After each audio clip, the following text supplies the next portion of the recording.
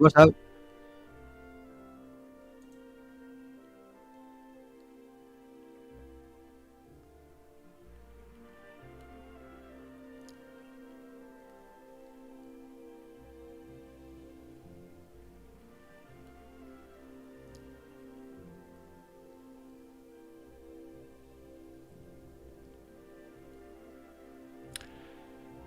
And good morning, everybody. Which is, let me just check a few things here. Something's not quite working right. And good morning, everybody. As you can see. Which is, let me just check a few things here. Something's not quite working right. Oh, no, we're going on, everybody. As you can see. Which is, let me just check a few things here. Something's not quite working right. Oh, no, we're going on, everybody. As you can see. Which is... Don't worry, we're going to get on top of this. It's an early morning start, and some of us bugger things up. Don't worry, we're going to get on top of this. It's an early morning start, and some of us... There we go. And good morning, Eric. How are you this morning? I mustn't grumble. And good morning, Paul. Little early and very, very different to what we normally have, but... welcome, everybody, and to this Remembrance special, or shall we say alternative remembrance, I think we should call it. And how's things with yourself, Paul? Well, it's a beautiful morning here. I was up late last night talking to some buggers on the radio. I can't remember what was going on. Got a good night's kip. Quite early for me, because I shot off, and I think I hit the hay about 11:15, which is very early. I'm not normally... nodding off until about 12:31 in the morning, something like that. Beautiful morning, still mild, sun. We always like to start with the weather, don't we? It's how we sort of settle into all of this. Yes, that's right. And I've had no breakfast. Sometimes I do, sometimes I don't. Breakfast has been so far 2 pints of tea. Hopefully don't get any sort of repercussions of that during the show and have to leg it for the loo. I don't think so. I've got good bladder control. This is very important for everybody to know this. So this is a breakfast special in a way, or a app. What did you have for? Have you had breakfast? That's what I want to know. I've had breakfast. I had a very hearty meal, and also had your special coffee, which is the coffee with coconut, oil and butter. So beautiful. I've gone off of milk now. I'm not bothering with milk. It's the first time in my life I've got into black coffee. So there we go. So, cool. Thanks to you. I'm some use. I am of some use. We've got some really... by the way, shout out to everybody on Rumble and YouTube for getting up or not going into work. We're trying to find out how many people actually have a proper job. Yes, we're not expecting a huge audience. We're not expecting a huge audience this morning. It doesn't matter. No. We're also going out of a radio soapbox, which is good. And I think really, almost like for sort of breakfast radio stuff, Eric, radio's cool, actually. Although, of course, I like it. Yeah, me too. We can bumble around a bit and do certain things. And that's right. We've got some fine coffee in the house, but I didn't have coffee this morning. So tea first thing for me. I need tea to start off with. Coffee's about... I might go make a cup during the show. No, probably at the end, about 11:30. No. Time for a cup of coffee then when we've closed up or whatever. So, I'm a teaholic as well. I mean, I was brought up on tea, and coffee was for posh people when I was a kid. I suppose it was similar to yourselves. Any posh people have coffee. We have tea. But I've noticed we're picking up in Rumble. We got quite a few listeners in Rumble. I've just said greetings there. So if you can hear us, say hello in chat. And but by the way, well, I'm about 70 miles north of yourself. And it's nice and sunny where you are. And at Fockham Hall Heights, it's overcast and looking pretty drab.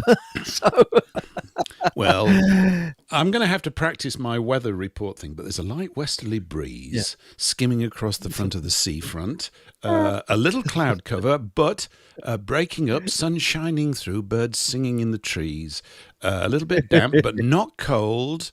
And remember, it's cold out there, so put your winter warmers on. It's actually not cold today. I've still got the shorts on.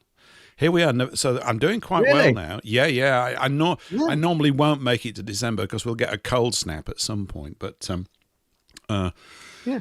Anyway, so and why have we convened today's show, Eric? Why have we done that? What's the tradition for you? Because you've done this for a few years, haven't you? And I'm glad to join you really on this. Well, on this day. I've always done alternative remembrance because we hear the voice of the establishment broadcasters because there's two versions of war, and that is what really happened and the Hollywood version. And unfortunately, the vast majority of the population believe the Hollywood version.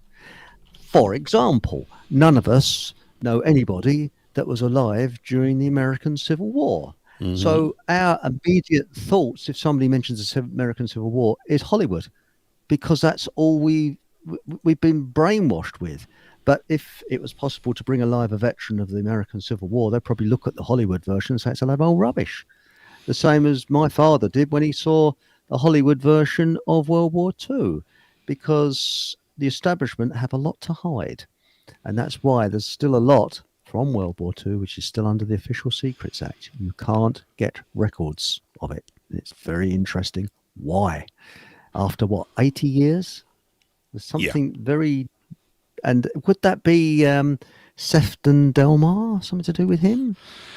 I think so. It probably would be too. Yeah, he definitely has a role in it. I think line maintenance has got to occupy a reasonable chunk of their budget because it's ongoing in so many areas, not just even with regards to the warfare incidents that this nation has been involved with, which is sort of off the charts.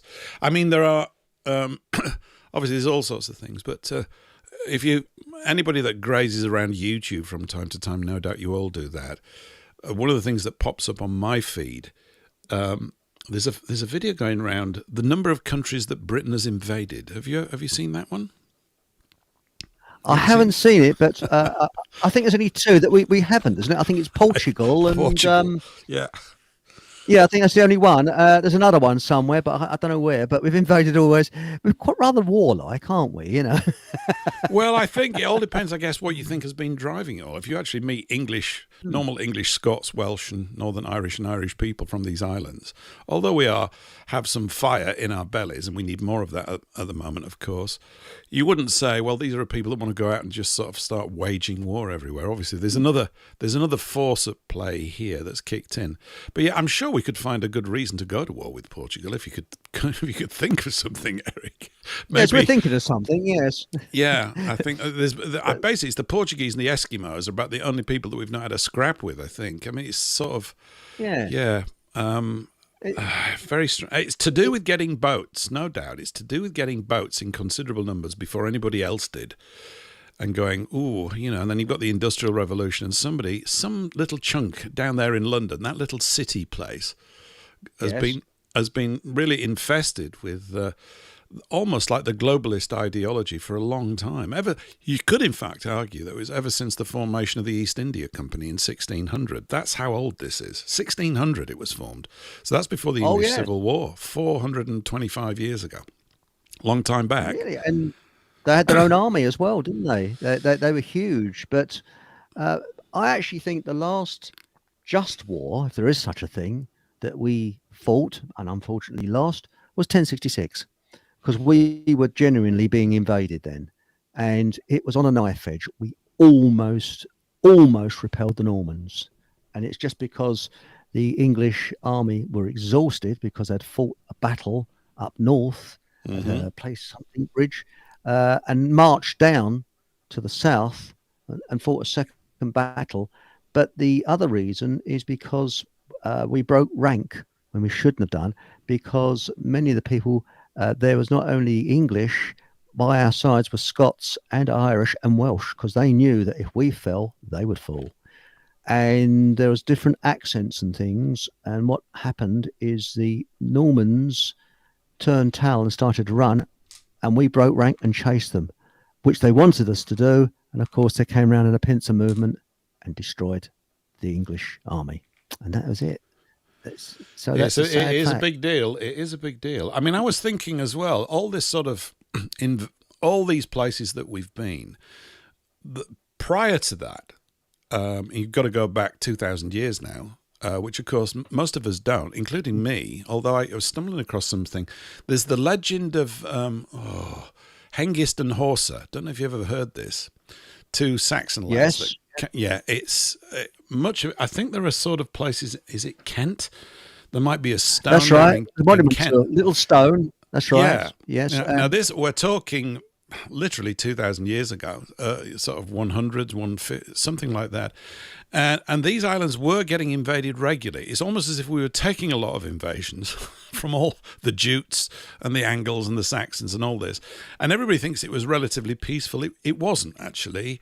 There was a lot of fighting took place. There was a lot of betrayal by the Brits, as well as the other side. They'd make agreements, then they'd break them. I think there was one. The thing I was watching was where there'd been some scrapping. I can't remember the name of the king. He'd promised some land to Hengist and Horsa, then decided he didn't want to give it to them. So they all made up, but they didn't make up because they were all invited to a feast. And Hengist and Horsa's lads, they all brought some daggers. And at a suitable time, I suppose after 8 pints of wine had been consumed or something, they slaughtered everybody. They'd had enough. So this sort of fury is nothing. I mean, it's nothing new and unique to these islands, but maybe it's because we were on the receiving end so much that, it went out the other way. It's a desperately sad theory. I don't really subscribe to it myself. I'm just sort of shooting my mouth off here on a Tuesday morning. But, yeah. That's a coincidence. Seriously, that's a fantastic coincidence, because whilst I was eating my breakfast this morning, I was actually watching a video about those two characters that you just mentioned. Isn't that an amazing coincidence? Really? Yeah, it is. Yeah. Yeah, it was on YouTube, and I was sitting there sort of scoffing away going, that's interesting, But really, when they say we've been invaded, yes, we've been invaded by fellow Europeans, which had a culture that was very similar to ours, because Europe is, but I think it is the first time in history now that we're being invaded by a culture that is completely alien to ours. And that is the most frightening thing. And it is, although I don't know. Do you think the word invasion's right? Because I kind of don't. I know people use it. An invasion would be where we saw them massing at some point, and the flag goes up. We go, we're being invaded. Let's defend ourselves. This is something much more subtle and therefore much more devastating in a way, or is going to go that way, because there's still only, although I think it's going in the right direction, a relatively small amount of people who are prepared to speak out about this. It's increasing, though. There have been lots of good signs recently, as we report, I think, in both of our shows, But I was watching something the other day. I was watching The Jolly Heretic. I've forgotten his real name, but do you know The Jolly Heretic? Oh, yes. Professor Edward Dutton. Very bright guy. Speaks very, very quickly. Oh, very guy. Yes. Very, very quickly. Because he gets exhausted with people speaking slowly because his brain's running on whatever it's running on, high-speed turbocharged synaptic connections. And he was talking about woke people.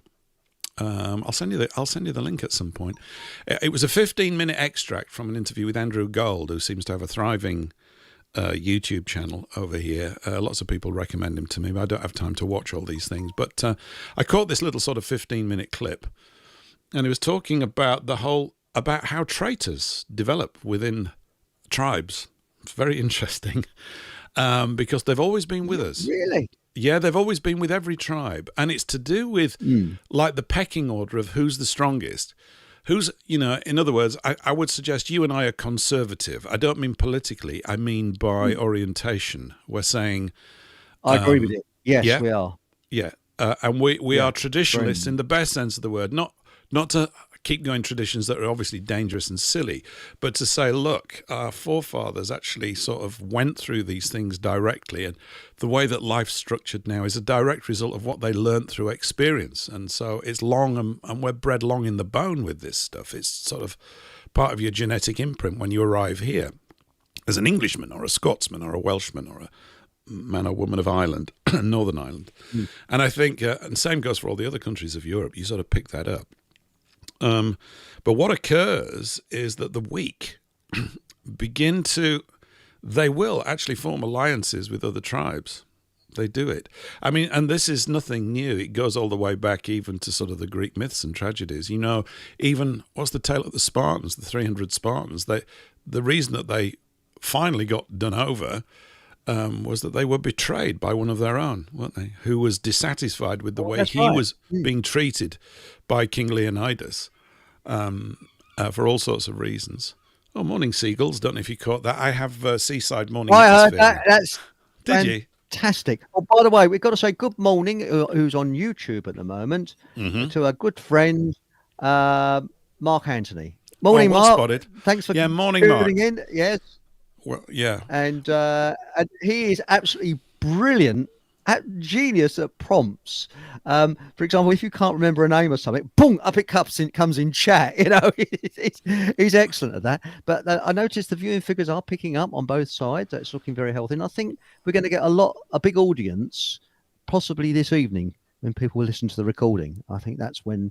And I usually found that overnight we get a bigger audience because it's the Southern Hemisphere. People are listening in the Southern Hemisphere whilst we're asleep. Yeah, you're right. I mean, good morning, Blu-ray. Is it Blu-ray? Hi, yeah, good morning, Blu-ray. Blu-ray. Well, of course, those American types, they're all still in slumberland. I mean, it's outrageous that they haven't bothered to set their alarm clocks and get up in the middle of the night to tune into all this kind of stuff. But between you and I, Patrick is awake now because he's just sent a message. He's very sad. He's very sad. That must be what, 4:30 or something ridiculous in America. Absolutely. Well, he's on Central Time, so we're 6 hours ahead of him. So it's 4:45 in the morning. Yes. You'll be fit for the rest of the day, lad. It's terrible. Aye. Will you get back to sleep? Well, 6 o'clock, as Levens is, you know.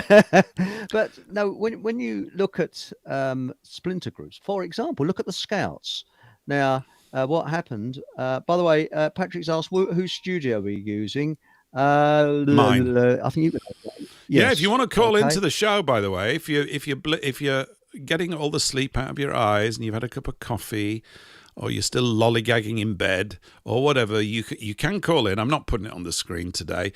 Just go to paulenglishlive.com. There's a link there to call into the show. It'll bring you into the studio here, and you can say a word or two.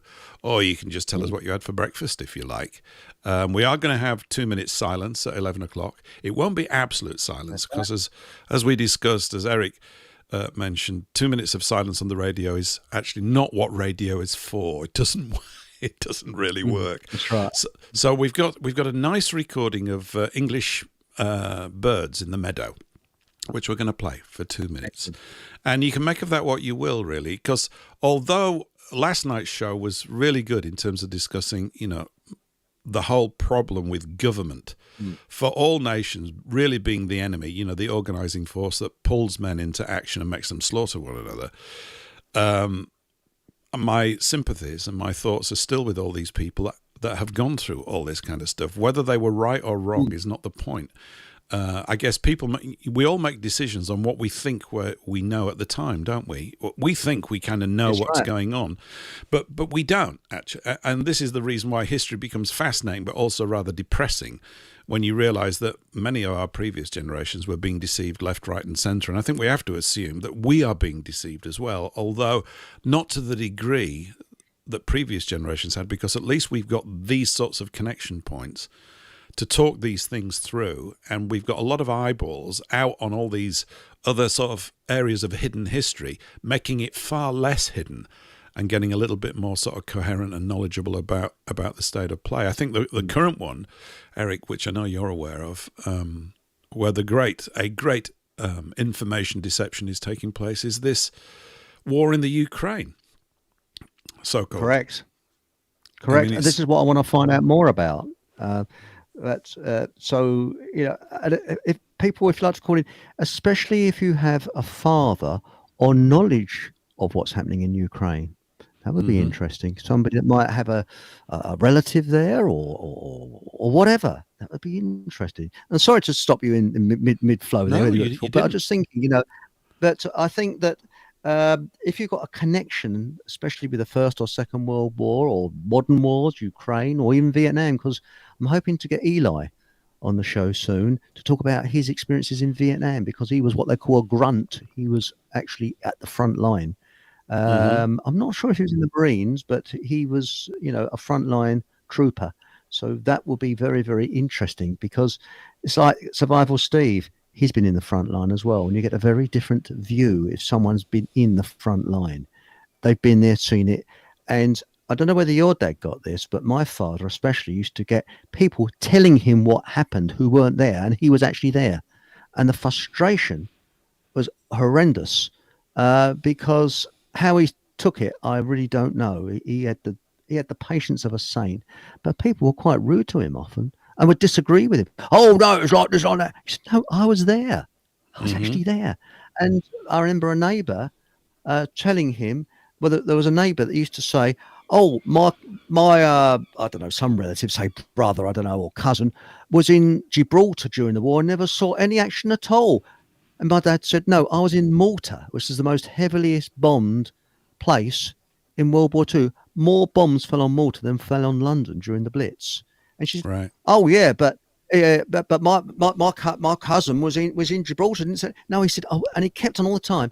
I was not in Gibraltar, I was in Malta. And then the neighbour told the people round the area that my dad was in Gibraltar when he was actually in Malta.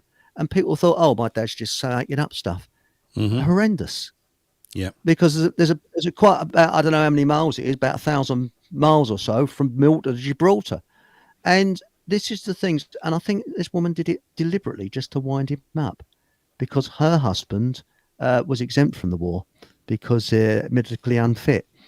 And, because they felt, oh, they're missing out on something. And that's the thing. I think, that as an anecdote illustrates a lot of things, doesn't it? It did to me as I'm listening to you. I know I've heard you say it before, and I don't mind you saying it again in the future either, because I think these things need to be repeated. And this non-competence and all the sort of little petty jealousies that arise, or envy for credit not due, etc., etc. I mean, this is going on all the time with us as a creature, as an animal, isn't it? There's nothing new with that. People return from war and are treated poorly. I don't think there's anything new with it. Not always. Certainly not if you're the top brass. You get to ride on a big horse at a parade and put medals on your chest and everybody tells you how fabulous you are. And you're quite pleased about it because you're not one of the millions that are dead that you were organising and all that kind of stuff. But there are all these tensions that are going on, and it's as if the real war's on our... I know this sounds a little bit enlightened and what, but it is on our consciousness. And if people are not aware of what's going on, everybody sort of gets... It's very easy to have your brain hijacked by your emotions. And that's right. All the time. That will never, ever stop your entire life. I mean, I'm always trying to sometimes go, why am I getting angry about that? Stop it. Because, it's taken me donkey's years, really, and probably still keeps going on. And it's an individual fight we've all got to go, this is really not helping, Paul. Your response here is really stupid, actually. So I've still got lots of stupidity to wash out of my system. But you get caught. You get caught, don't you? Every now and again, they hijack your emotions with something deadly. Because he's bound to do that. Our primal instinct is to survive. And it's as if that survival instinct is amplified. This is why people get under a lot of stress and anxiety at work. I remember talking about this years ago with a group, and they were saying that people respond, in pressure situations, almost as if a tiger had come into the room. People, an overreaction. Well, it's like you can't see it straight because you're fearful of losing your job. This is a great fear that's applied to people in Civvy Street, but it is a type of warfare. You could actually say that everything is about dealing with the conflicts that come up during the day, and some of them are fun in the sense that they're handleable and you can laugh about them afterwards. But when it's war, it's not fun because, at the end of the day, you're looking on the battlefield or wherever, or down the street that's been bombed, and there's a lot of dead people in bits all over the place, and that's not pleasant. I won't get started because you can't describe that fully, but it's I know what pleasant. you mean. But the thing, what it is that the media people make war look like a fun game. Oh, look at that. It's like paintballs, this idea of people flicking paint at each other and things like that. And I can't understand these reenactors and people. But again, it's not for me to criticize. Everybody's different. But the only experience I've ever had, which I wouldn't say is war, was when I worked in Longacre, just round well, they have these buildings in London where you have voids, like light voids in the centre, don't you? Mm-hmm. Where you have sort of built.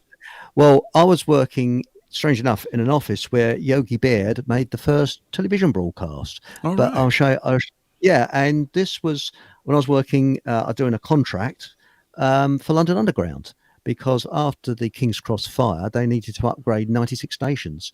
And of course, they got loads and loads of freelance blokes in, opened up an office, and we're all working there on that. But and none of us, we were from areas like, with architecture, we didn't know about sort of tubes or anything like that. But anyway, that's beside the point. Allegedly, it was the IRA, I don't know, but a bomb went off the opposite side of the void where I was. And it was lunchtime, and I thought the window was going to come in, and it wasn't a bang, it was a boom, it was a thud. And I knew immediately it was a bomb, even though I'd never experienced that in my life before. It was so different to anything else you remember. And you could then hear fire alarms going off. But I threw myself to the ground, and the wind, because it is old-fashioned windows, sash cord windows that we had, and they were rattling. And I thought they was going to come in on me. And I was actually talking to someone on the phone and said, "Excuse me, I think a bomb's gone off." Yes. Now, apart drawing number 32. Yeah, excuse me, I think a bomb's gone off. Yes. Anyway, as I was saying, apart from the bomb, and I just slammed the phone down in the end. And what happens is immediately, it's not shock, but your stomach rolls. You think, bloody hell, this is dangerous. I could have got killed there. And it's a feeling you can't explain. And that is very, very mild to what people experienced on the battlefield. In fact, so mild, it's an embarrassment mentioning it. But you know what I mean? Mm-hmm. If anybody else has been involved like that, and we'd all ordered out the building, and we all had to stand around the corner, and people went quiet, because I thought, bloody hell, we could be in the target zone. There could be another bomb where we're standing. And your imagination goes wild. So that's the only experience I've had, the closest I've ever been, which again is a bit of an embarrassment to mention, because it's nothing compared with what people went through during World War II. Well, I hope that is the worst of it for you and for everybody. Yeah. We don't, but right now, we know there are parts of the world where people are just literally getting blown to pieces, and it's all like we were talking about last night. It's for the extension of power and control by certain groups that can't live, it would appear, without that sense of power over other people. I mean, no doubt there's all sorts of studies of it, but it's a systemized approach. That I do think that the best policy is to run away. I don't think it's cowardly. What's the point of actually pretending that you can deal with people that are maniacs? You can't. I think there has to be other ways to actually undermine their approach. And of course, on your show and mine and others, people are talking about this all the time, which is great. It's certainly been talked about to a degree that it was never talked about before. So there is it's slow, but it's speeding up a sort of growing awareness of the issue of government. I mean, I was thinking, we're just coming up, we've got a couple of minutes, and we're going to go to 2 minutes silence here. That's right. 2 minutes of bird song. I'll just ease us in. Excellent. But there was and we can talk about this afterwards. I've got a clip to play after the silence. We're going to address something that was said on media last week. It's a telling little quote. But I was thinking this morning, I haven't pulled any sound clips from it. It's occurring to me now as we're doing the show.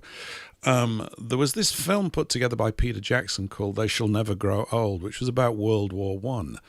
And the reason why it's compelling, and maybe if we do a follow-up show, I might even have these for Thursday, they interviewed lots of World War I veterans in the early 1960s. The BBC did. These gentlemen were still alive. And what they say is not what people would expect them to say. Most of them were extremely buoyant about going off to war. It's a strange thing. And we mentioned it last night, didn't we, that one of the compulsions was to get fed. They weren't eating well on Civvy Street. So that's right. Eating well was a tremendously attractive thing.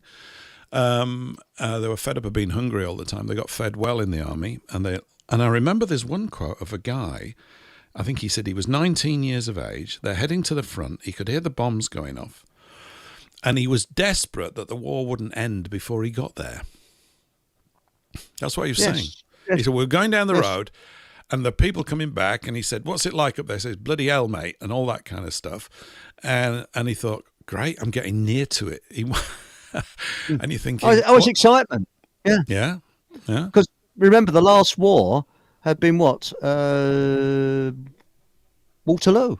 Mm-hmm. That was over what? How many years before First World War? It was about 90 years. We hadn't actually had a war. We got 15 seconds before we go to silence. So Patrick's just turned up. Patrick's in the studio, by the way. Okay, so we're just coming up to 11 a.m. We're going to play some birdsong. This is 2 minutes of silence, 2 minutes of birdsong, and we'll be back after this. Excellent.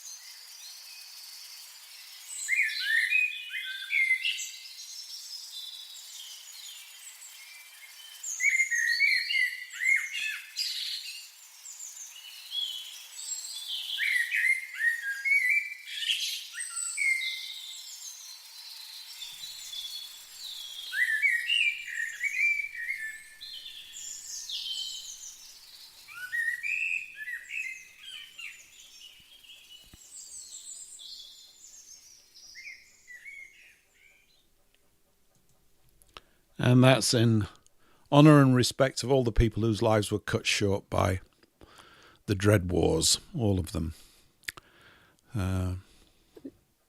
Nice bird song. I've just said, let's bless every innocent person that's ever been involved in conflict, whether they're civilian or armed forces, because for every one person killed, there's a grieving mother, wife, family, and etc.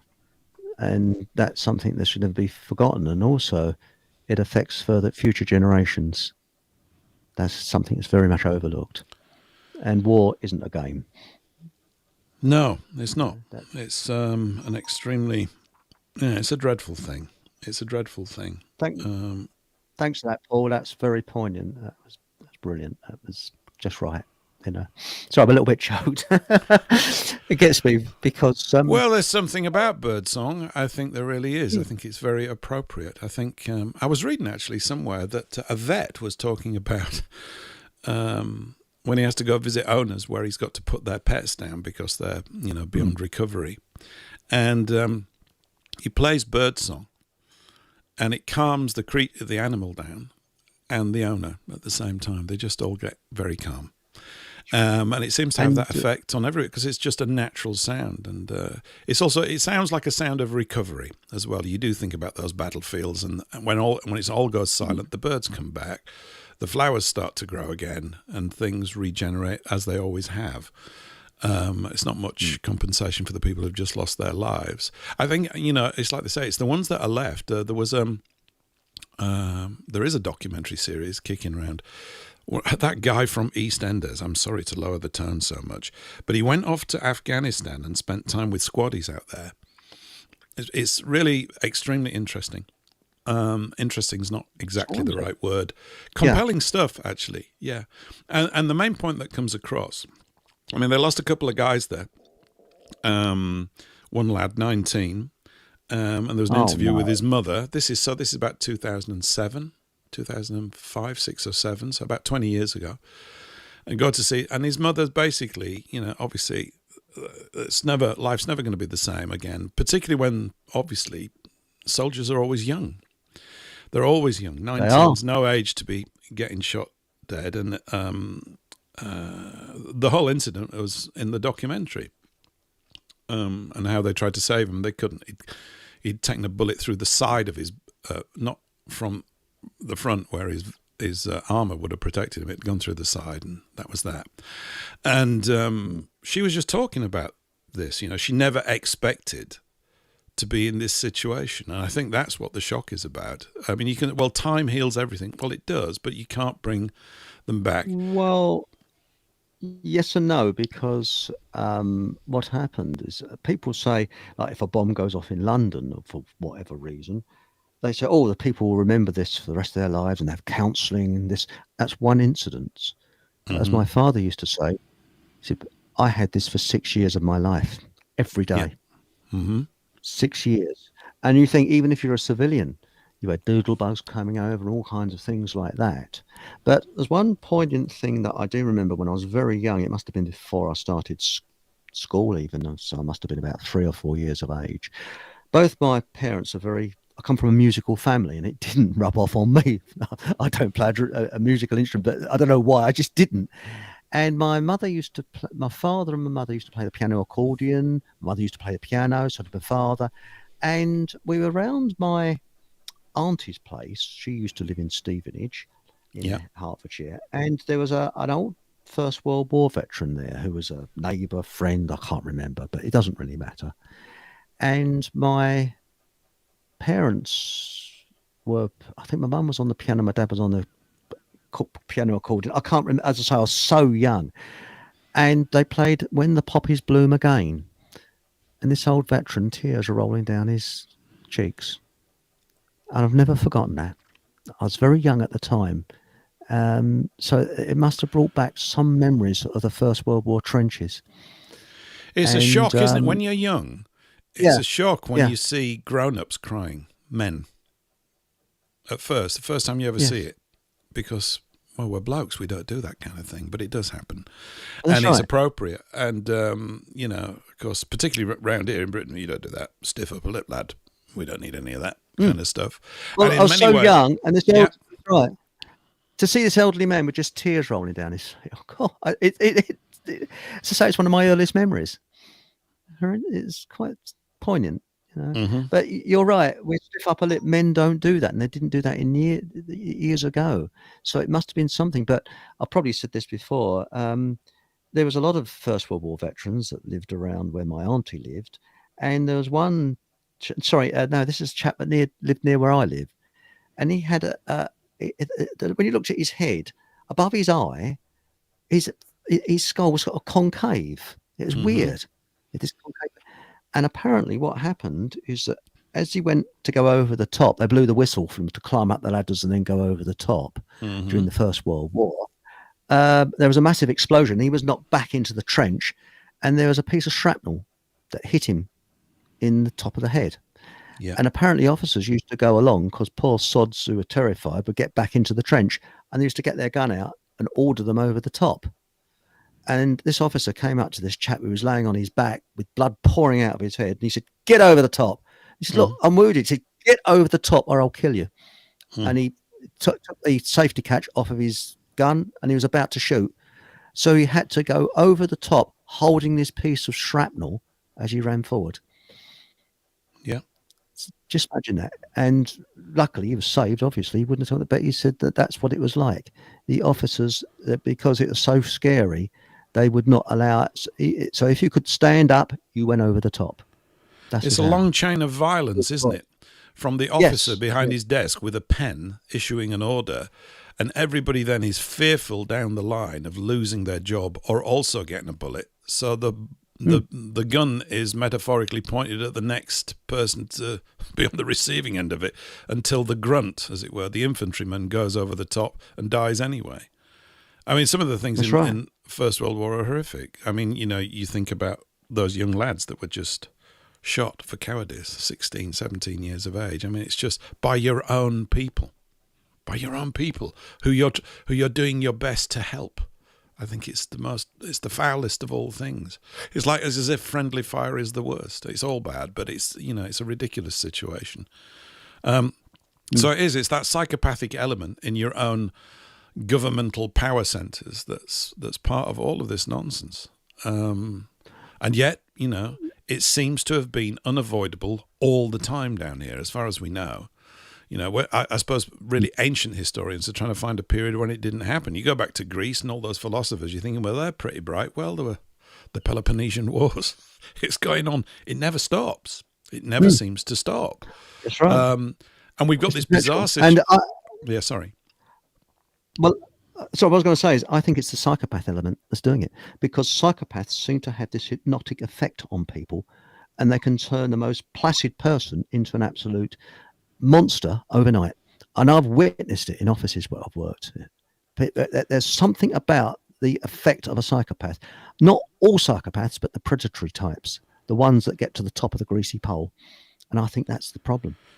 Because well, I suppose, you could say that they thrive in war situations. They're not all... Yeah.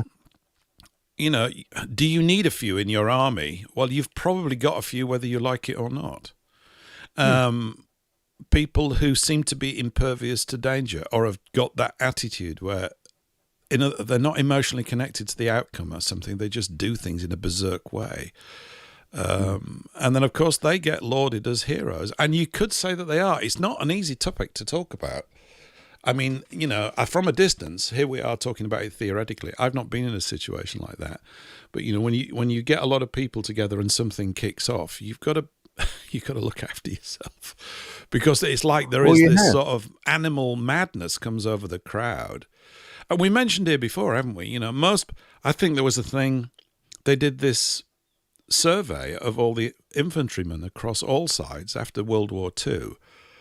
And they discovered, the top brass on all sides discovered, much to their horror, that the vast majority, over 50% of the soldiers that fought, were not shooting to kill. They weren't doing that. They didn't like it. They didn't. But as you've mentioned before, their heroism in saving their wounded comrades or anybody that was wounded is off the charts, because there's this natural instinct to preserve life. And that's what makes it, such a ridiculous situation.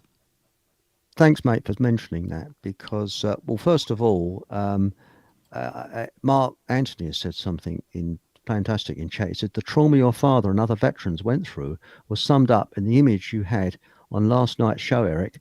Their suffering should never be forgotten.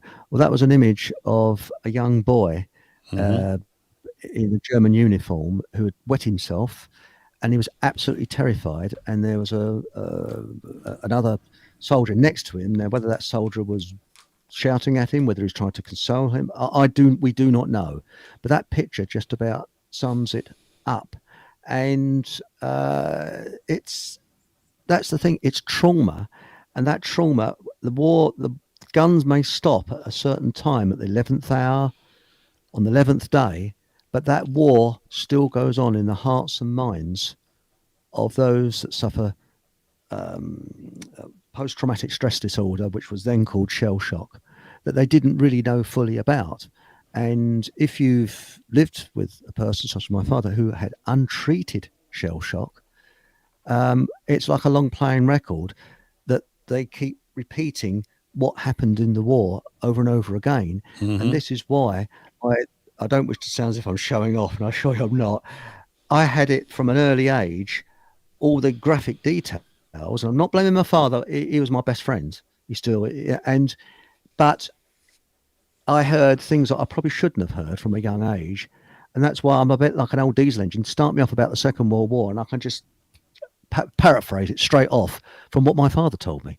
So, it's because it's been inbred, from a very, very early age, because that was the thing, that was the shell shock coming out. And maybe, I know it sounds a bit weird, perhaps it's as well that his shell shock may not have wasn't treated, because that's how he wrote his book, because his memories were so clear of what happened on those days. It took him 10 years to write his book, but he did it in the end.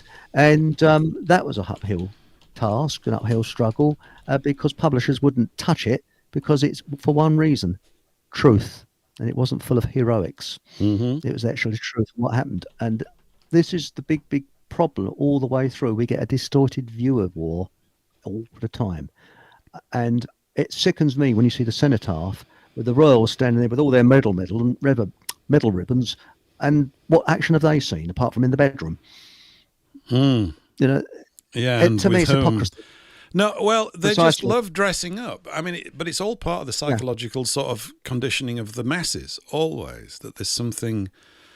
There are incidences in warfare which are brave, which are courageous, where men do outstanding things in the most appalling situations to recover injured and all this kind of stuff that takes place. And it's difficult to know how you would respond. I mean, I think one of the problems, or what appears to be sort of more glaring now, is that we have this, the technological advances that have been made during wars, of course, are considerable. Things go through the roof. You have to keep improving engines for fighter jets and this, that, and the other. This never stops. There's a knock-on effect into civilized life where you get these improved doodads and technical gizmos. No two ways about it. But the thing that I keep standing back and looking at is that the actual fundamentals that people used to go to war over, like no food, right? We haven't got any food. The tribe down the road, 80 miles away, have got some. We have no choice. We're going to have to go and fight them. And we better do it soon before we're so weak from lack of food.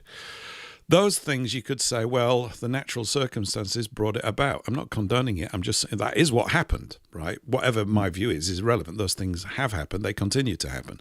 But now we seem to be in a position, you could call me Ronnie Optimist, where most of that stuff could be sorted out. It has been sorted out, apparently, in, say, Western Europe and North America and elsewhere. You know, we as a people have sorted a lot of it out. Yet the full benefits of that still do not come to the people properly, creating this sort of causative reason to justify aggressive actions against other people. And it's all avoidable.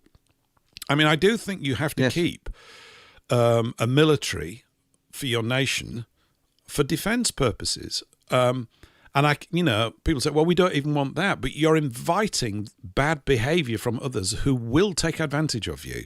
It would say, if history's anything to go by, you know, if you sit there and go, well, we love everyone and we don't have an army or anything, and we'll all come over and we'll share all your stuff until you're dead. I mean, that's what's taking place with the so-called immigration stuff. And you've got you've got that mentality. It's dangerous. You know, is there a happy medium? I operate on the basis that there could be or should be.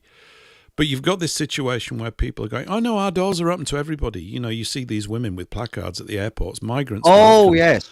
And you're going, what is wrong with, you know, it's insane because it doesn't solve the problem anyway. It's just moving it and changing the form of it into something that is much more dangerous because it's undermining the very fabric of the things that we've built. I mean, if you live your life and build a house and do things, you're going to protect it, aren't you? You put a lot of sweat, human energy into building your little village up with Bob and Betty and whoever it is. I mean, I'm just sort of putting it in storybook version. So your instincts are to protect that and to create that space for your children. That's what this is all about, right? Well, that's right. But I mean, I saw a funny instance where a chap was going up to these lovey-dovey ladies saying, "Oh, immigrants welcome," saying, "Oh, I'm glad you've mentioned that. How many rooms are you going to let out for an immigrant to come into your house?" And I said, "Oh, well, I haven't got a room actually in my house. I live in a flat. It's very pokey." And everyone had an excuse, but they can't house an immigrant. Yeah, Isn't they that can't strange? do it. They can't do it. It's your job, you Everybody fascist Nazi. You've got to do it because you're the hater. And this is that thing. I'm coming back to that point. I think we mentioned it a few weeks ago.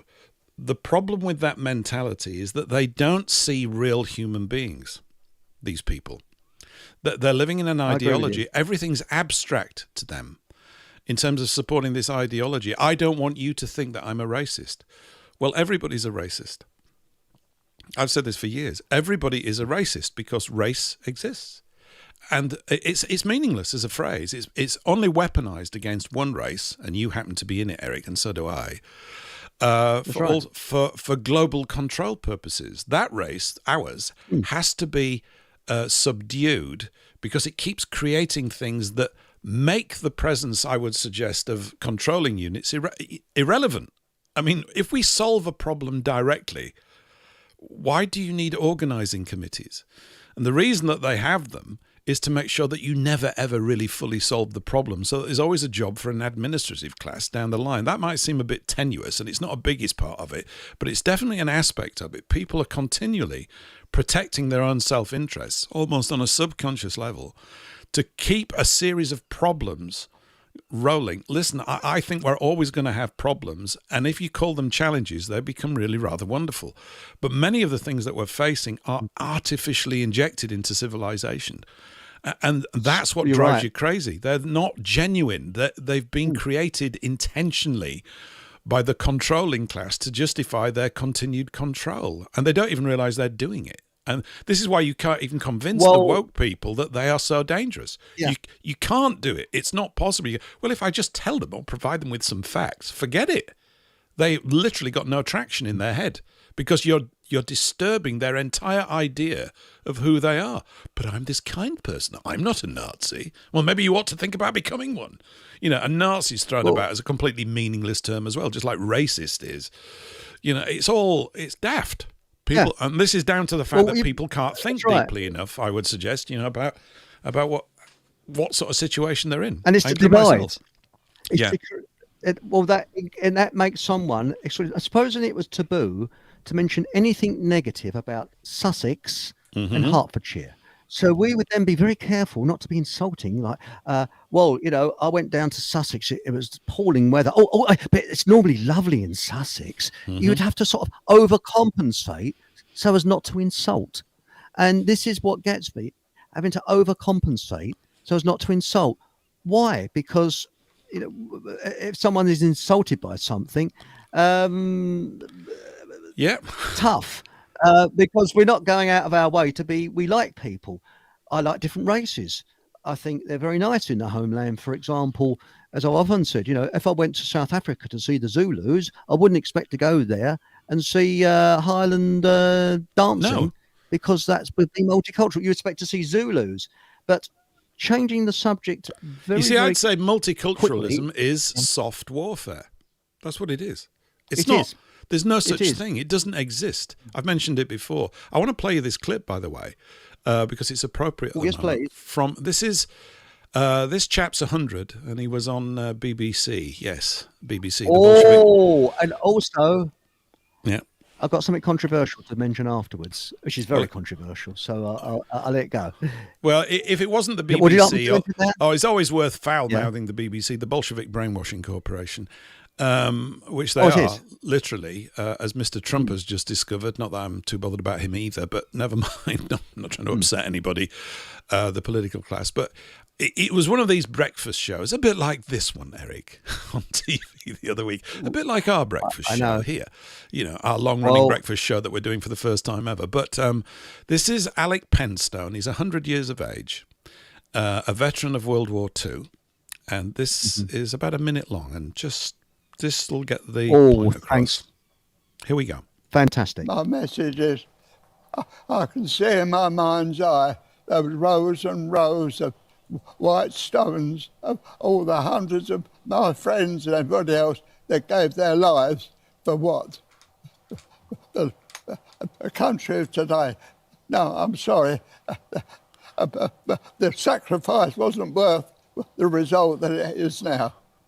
Oh, well, I'm sorry. What do you mean by that, though? What we fought for, and what we fought for was our freedom. We find that even now it's darn sight worse than what it was when I fought for it. Oh, Alec, I'm sorry you feel like that, because I want you to know that all the generations that have come since, including me and my children, are so grateful for your bravery and all that for service personnel. The person who said, what do you mean by that, was Adil Ray. not an Englishman. When they patronise what do you mean by him. that? Yeah, even when they're talking to him at the end, they're talking to him like a child. It's just disgusting. Yes, but that's bloody angered me. Yeah. Absolutely. The way they spoke to him, they should have let him speak. But what I was going to say, which is a little bit controversial, and was what my uncle said separately from my father, and what my father said separately from my uncle, and then they both said together. And that is, now I'm not saying everybody that got medals for bravery was of this ilk, but both my father and uncle, who were both together, they noticed that the people that wanted the medals used to put on like an act of bravery in front of the senior people so as to get the medals. Mm-hmm. So, but I'm not saying everybody, but that's what they witnessed many times over. He said these people would just put on an act so they could get an extra medal. And there were some like that. So I just thought I'd mention that. But what that old boy said, I'd like to have heard much more. But you notice they were trying to shut him up by being so patronising and childish to him. I think he made his point well, though. It's a simple point. Yeah. And it's an important point. And the fact that they even aired it is to be valued. And even displayed their patronising thing is also to be valued, in the sense that people are beginning to see what the attitude is. Of course, we've had this thing with the BBC recently lying through their editing of this speech that Trump gave. I mean, it's just outrageous. It's outrageous. People are surprised. I'm not. You're not. You won't be surprised. I mean, this is a dunghole. It's an absolute dunghole. And I want to follow that theme through on the show this Thursday, because the image for Thursday is George Orwell, and we're going to look at information manipulation, and newspeak and all that kind of stuff. It's worth... these are topics we can go back to every day if we like. It's an inexhaustible supply of lies, and they're always worth unpicking and taking a new view of. But the way that they dress this stuff up and deal with it is it's terrible. And it's if people are lying knowingly, it's a kind of warfare, isn't it? Because it's whenever people veer away from the truth and don't hold it that you begin to get this sort of systematic lie in place. And that's what we're dealing with. And they're all fearful of losing their jobs, although I see at the BBC the head guy's resigned and everybody's in tears about it. I'm joking, of course. No one's in tears about it at all. We all think it's really rather funny and long overdue. It is. But the problem is it'll just get replaced by another globalist stooge. I mean, this is the problem, it would seem. Mentally sick. We're actually living in a world that's ruled by mentally ill. Well, not ruled, sorry, they're the puppets of the usury scammers, by mentally ill people. I mean, when you look at Starmer, for example, he's not right. There's something mentally wrong with the man. And when you look at most of the politicians that we've had since and prior to World War II, Churchill is another one who's just not right in the head. It's just not, there's something mentally wrong with these people. And the fact is, the way they survive is they use the best PR agents and the best social engineers that our money can buy. Mm-hmm. And that, to me, is the difference between government and the mafia. Mafia don't have such good PR. The government has a brilliant piece of PR to convince people that they're working on our behalf. No, they're not. They're there to screw money out of us to pay their usury scammer mates, or not their mates, but their masters. We'll give you power if you find taxes that can screw more money out of the people to make us even more powerful with the people's money. And that's, I think, the root of most wars. As you've often said, Paul, sort the financial system out, because that was what World War II was about. It was about usury. Mm-hmm. And the First World War was also about finances as well. And I think once you sort the finance out, it was. Yeah, I mean, their control system could not operate without their mutual sick relationship with central bankers. And it's not possible to do these things without that. And, the simple point, which is always worth repeating, I feel, is to let people know that they don't know anything about banking. It is a boring topic. It's been intentionally made as tedious and as overly complicated as possible to shut your mind down. You go, not that. And it is emotionally charged. It really is, because, whenever whenever one talks to anybody about money, their first experience is, I haven't got enough of it. The next thing is, give me a lot of money and it'll sort my life out. And it won't. That's my point. It will not do that. You're right. It will not change anything. It might do for you and a small number of people, but the overall stupidity of the system will roll on. And it's as if, in part, if you look at what they do, they harness some of the lowest aspects of our character. They do it militarily. What's that phrase? Before a government can take its nation to war, it must first go to war on its own people.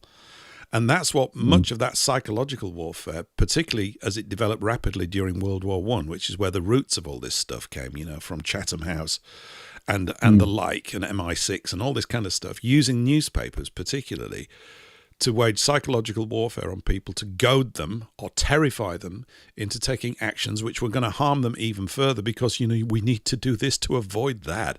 And they've never stopped applying those techniques through the mainstream media since. I mean, they're basically waging a type of soft war on the heads of everyone 24/7.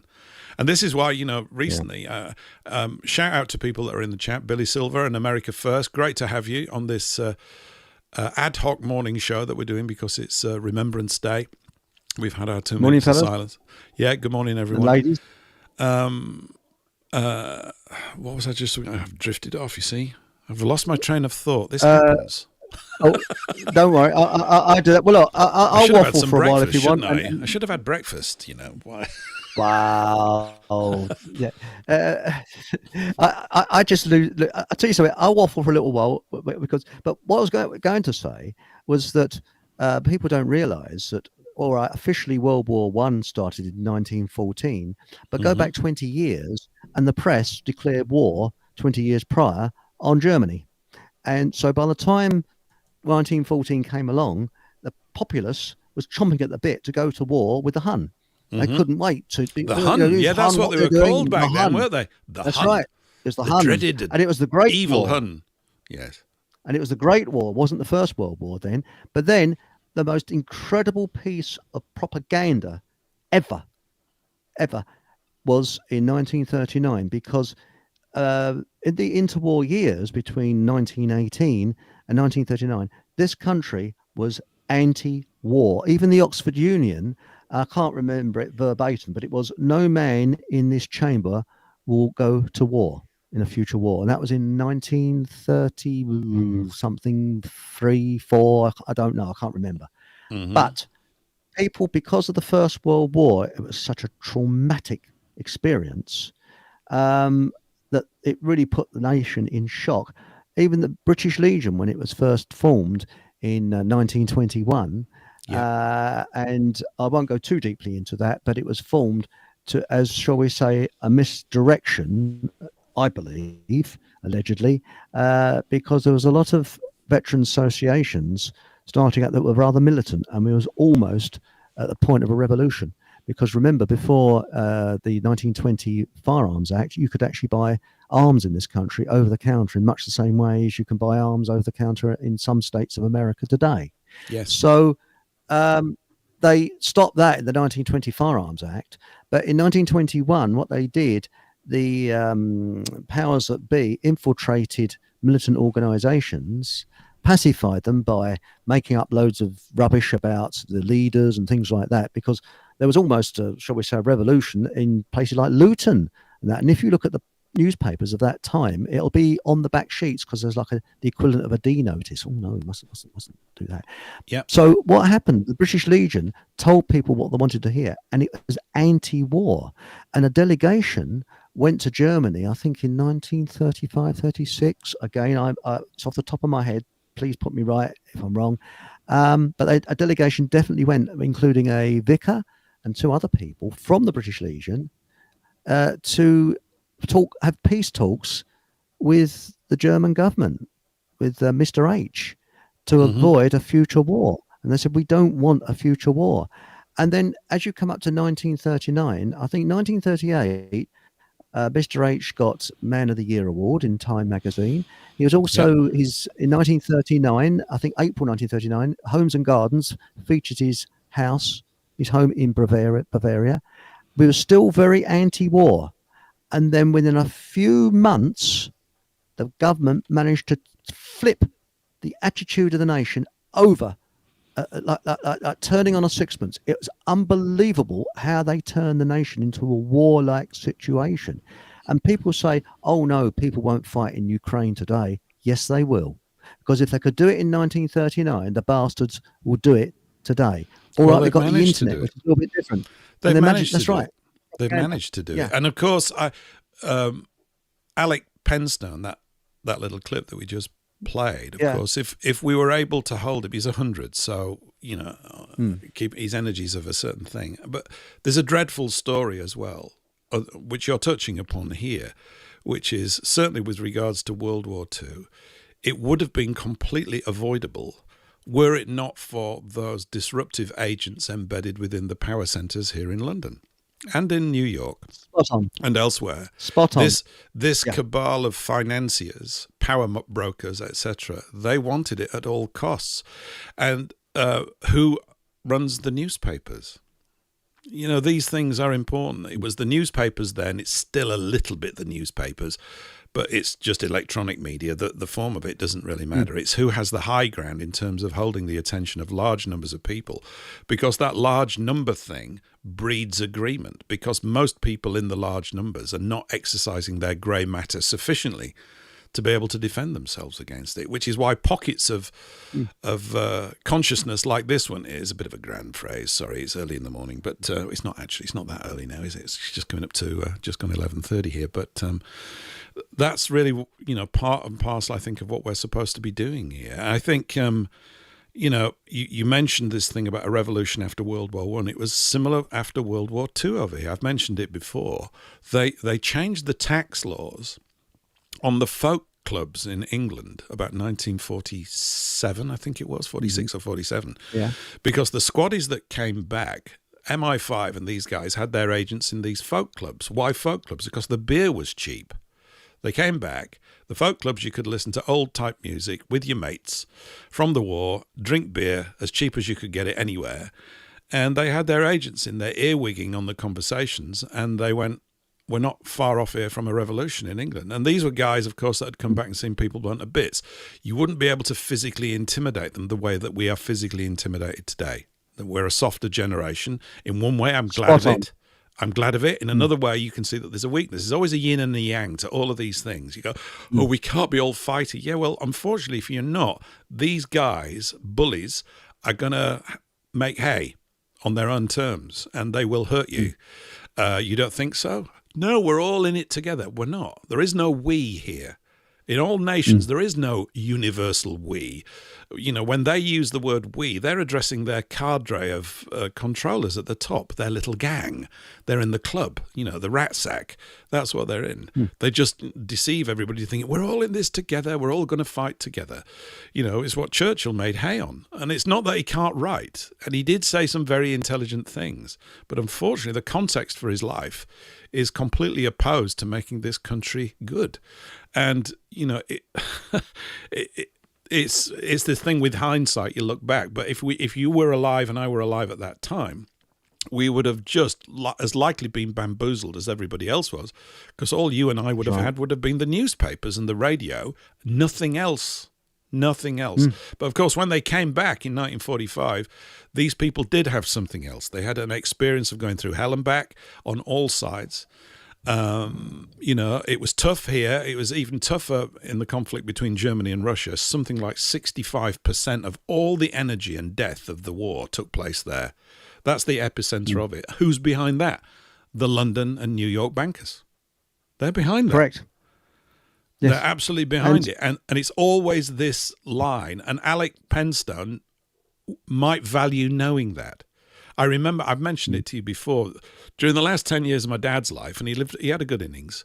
He died at 90 in 2015. And he signed up for the Royal Navy when he was 17 years of age, because if you enlisted, you could choose which branch of the services you wanted to go in. And he floated like something that floats like a cork. My dad, he could float in 2 feet of water. I think I've mentioned this before. It used to really irritate me when I was a kid because I'm like my mum. I've got 12 and a half. My feet are sort of just over size 12, right? I've got huge bones. Wow. I'm really big boned, right? And so I just sink. I'm sure I've got negative buoyancy. It is a condition. I'm not making it up, right? I have to sweat in buckets to just stay afloat. My dad would get in 2 feet of water and just float like a porpoise, just spitting water out of his mouth. He goes, "You just do this." I'm just going under all the time. So he signed up for the Navy. But the last 10 years of his life, I had these phone conversations with him. And my mum was listening in on the other line. She'd pick up the other phone downstairs and they'd be listening away. The phone calls would be at least an hour every time. This went on for years. And they were really the best conversations I had with him about anything. We touched on all sorts of stuff. But I was introducing the idea that the whole of that war was not right. It's bogus in many ways. I know it genuinely took place. That's not what I mean. But the actual reasons given to the people were completely out of whack. He was totally open to this. And I said, look, there's no good guys in it. I said, but the least worst, and by a considerable margin, are the Germans. I said, we would have done exactly what they did if we'd been in the same situation. And so, everybody judges all these other races from their own perspective, and it's a mistake, generally. It really is a mistake. And, of course, he's the most demonized guy on the face of the earth. And that's understandable from the point of view of what most people think they know about that conflict, but they just don't know enough, and they're never going to get to know it through the school system. Although I wouldn't mind being in charge of it for a few years and rearrange history lessons. That'd be fun. Yes. Wouldn't that be fun? It would be real fun. But I mean, the only nation that I don't understand, and it's because of my own ignorance, is Japan during World War II.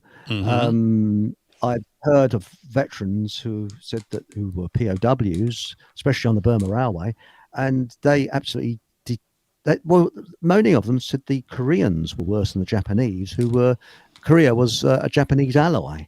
And they said they were more brutal than the Japanese. But I really don't understand the Japanese side of the war. And I'm trying to learn more about it. And there was on Red Ice Creations, there was a chappie who was an Italian who could speak fluent Japanese and English.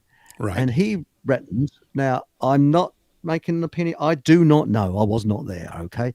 And he reckons that many of the atrocities were hyped up by the Allies, and they didn't happen as they were said.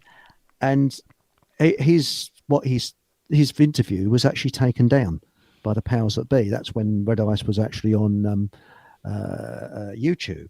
Now, I don't think that's true. And the reason I don't think that's true, because I've spoken to lots of veterans who were on the Burma Railway and were captured at Singapore when I was young.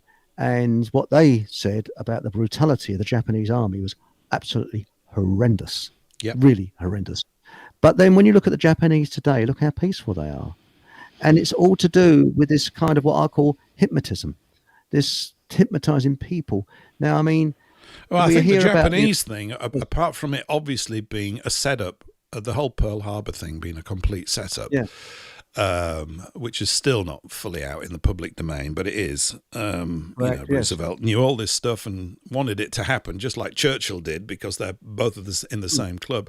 But I think another aspect of Japanese culture, I remember reading this sometime, is that Japanese schooling at the time for the young men had a hellish bullying culture, really over the top, and that many of them behaved terribly in war because they'd been bullied so much. It's almost like they got their own back for all the sort of torture, as it were, and cruelties that they'd suffered as school children in the Japanese school system. It's something I need to explore a bit more if I get some time. But that might explain. Here. I don't know. They definitely have a reputation for that's come to us. They're not like that now. They're, and in many ways, the Japanese model, although they've got to them now by getting them to take migrants in, is admirable. I've mentioned it before. I've got a good friend, a Canadian friend, who's been living out in Japan for like 35 years. That's plenty of time. He hasn't got the vote. He'll never get it. And he says, I'm not entitled to it. We have this situation now, don't we? Just coming back to what's happening here and now. And there's a good comment from Soma Coma. Shout out. Good morning to you. writes, we're in the age of fifth-generation warfare. There is no distinction between combatant and civilian. No ethics as usual. This is true. It's been extended in so-called soft war, where it's going on nudge all the time. And Frederick Blackburn talks about this a great deal, and he's right to do so because it's accurate. All of it's as if the very sort of tools and technology of civilization that we've developed have been weaponized against us in terms of advertising. You see the sorts of individuals that are in advertising to promote something that nobody wants because it's not natural. It's unnatural. Nature doesn't want it. You're right. If nature wanted it, it would have been like this a long time ago. It doesn't want it. And people have got a right and a drive to determine sort of the way that their day works as they see fit. And it's this thing called in-group preference. An out-group preference. We've all got it. Great. That's cool. That's why you get distinct cultures in the world, because everybody's got in-group preference. Because it means generally, even though you're going to have spats with people in your in-group, you're operating on a similar vibrational wavelength. You understand one another. It's like what we were talking about yesterday. You know, we use sarcasm here. The English use it all the time. We're extremely sarcastic and sort of permanently trying to wind people up. It's just part and parcel of the natural banter of the British. It's what we do. Some people come in and they get offended or they can't read it right. It takes a while to sort of see what we're doing. It's actually a sign, I think, of affection in many ways. In other words, if you're not being picked on, you're not worth that.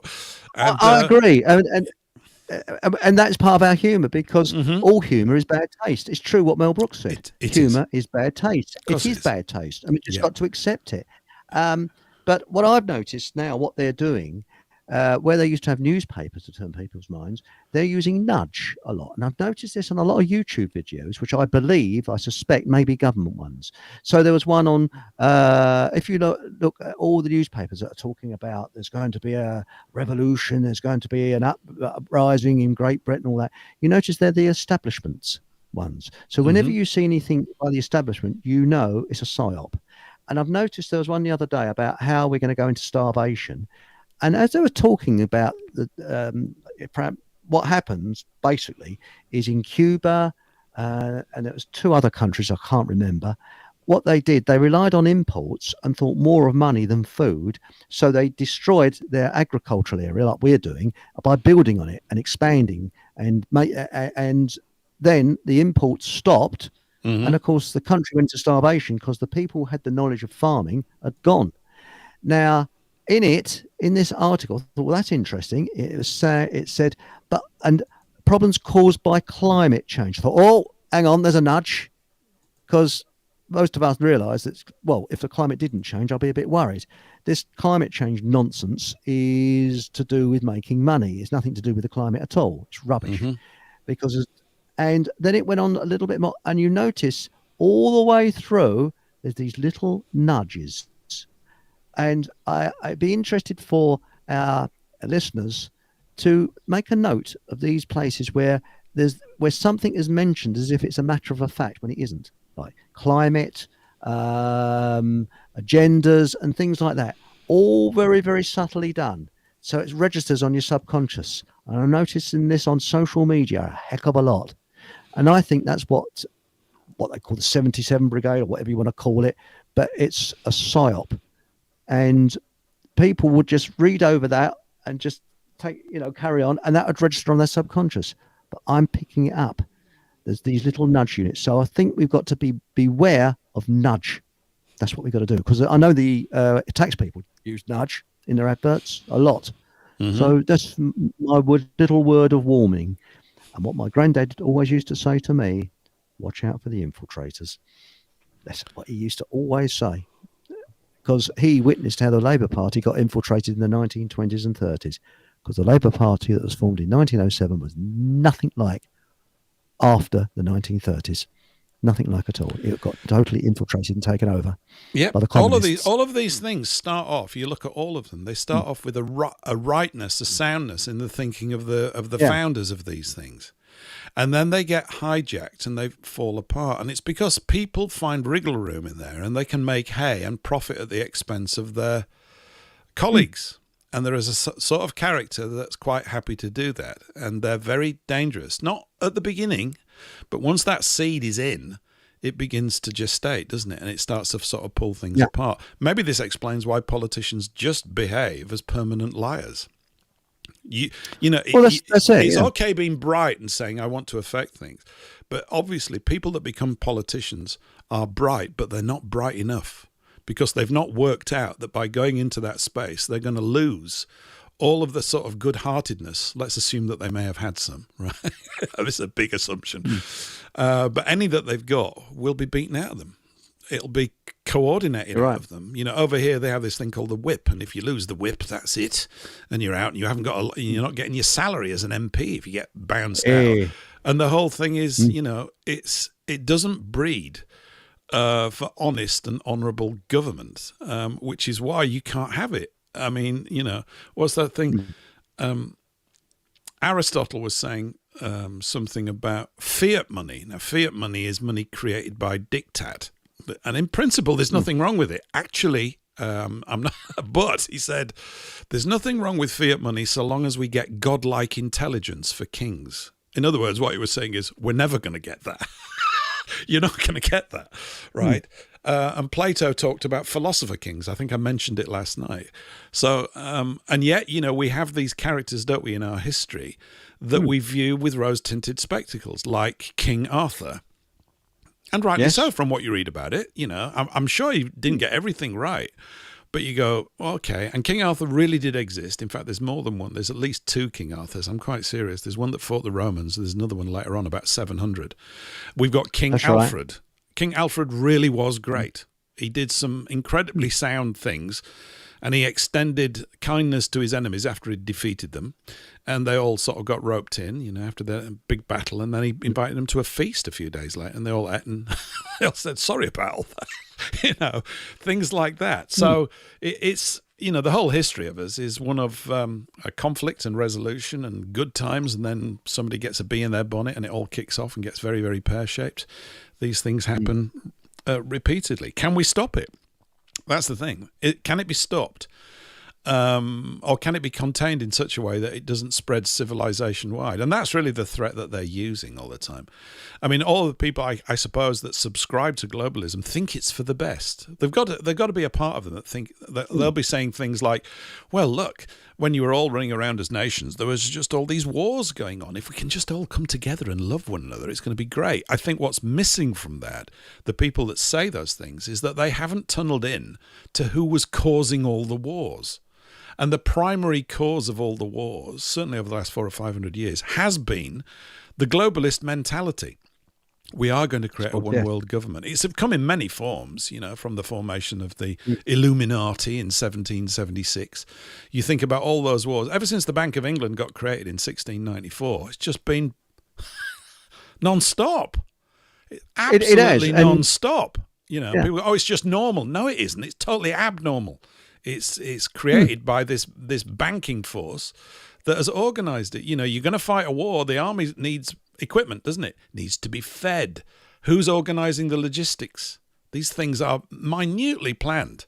It's a colossal amount of logistical planning. Comes in great when you're running railway systems for peaceful purposes, if you've got that ability and you develop it. But it's a terrible thing. Somebody organises all these things. They don't just, all right, let's go and have a fight. What are you talking about? We need to prepare for 2 years. Oh, right, that's a conscious decision then. Yeah, it is. And someone's been doing it, But then you look at the politicians now. I mean, as I was saying, anyone that aspires to be a politician is good enough reason for them not to be. But you look at Churchill, what you said on your show, which was spot on. He said a lot of very good things until he was paid off and he became an art forger. He was an art forger? Yes, he was. And if you look up, what's his name now? I can't think of his name. He wrote a lot of books about Churchill and that. That's the man. And one of his talks, he said that Churchill was an actual art forger because he went under a pseudonym of a famous artist whose name escapes me.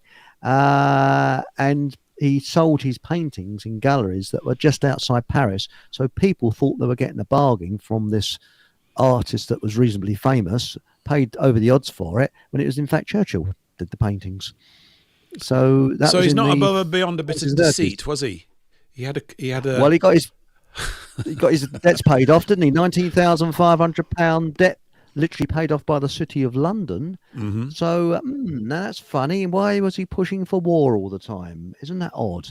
And he would not hear of any peace negotiations. Slap my thigh! How amazing! When he was in the States in the 1920s, first of all, he was warned off to get all his money out of stocks just prior to Wall Street, so he was okay. All right, yeah, he didn't get hammered by that.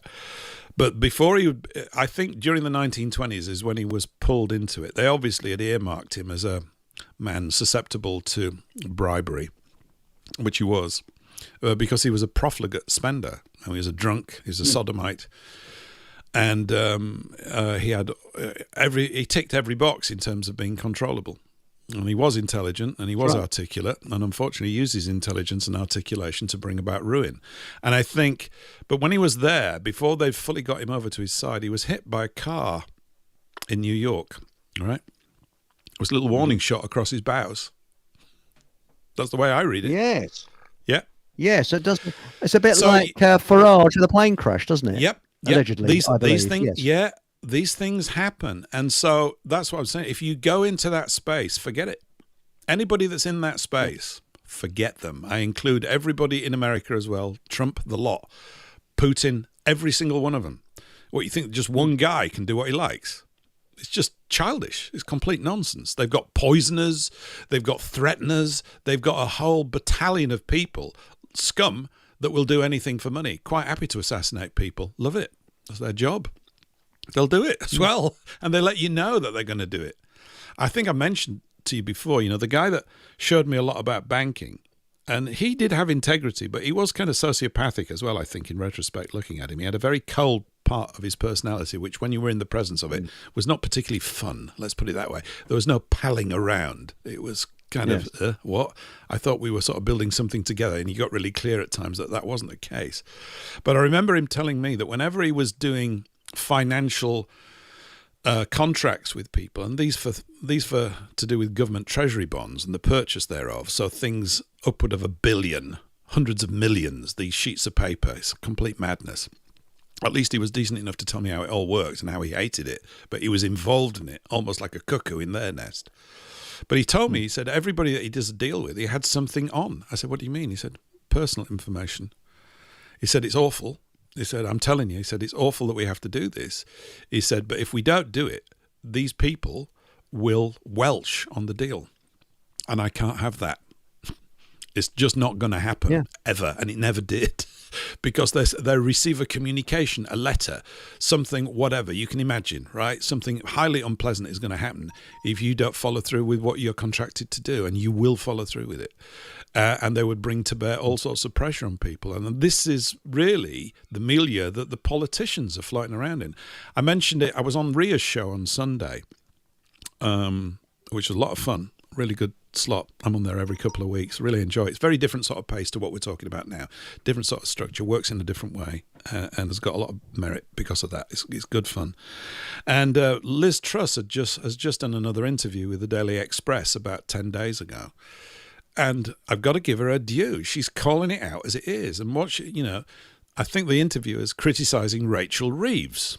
And the newspapers will be criticising Rachel Reeves, and for good reason. But this is just the front end of the story. The back end of it, and Truss mentions this again, and these are all sort of contributory factors to wars coming about, all this stuff, it all interlinked. She said, basically the gist of it, she was saying, you're missing the point. She's not in control. She's not. The Chancellor of the Exchequer has not been in control of exchecking anything of any value for decades around here. It's a joke.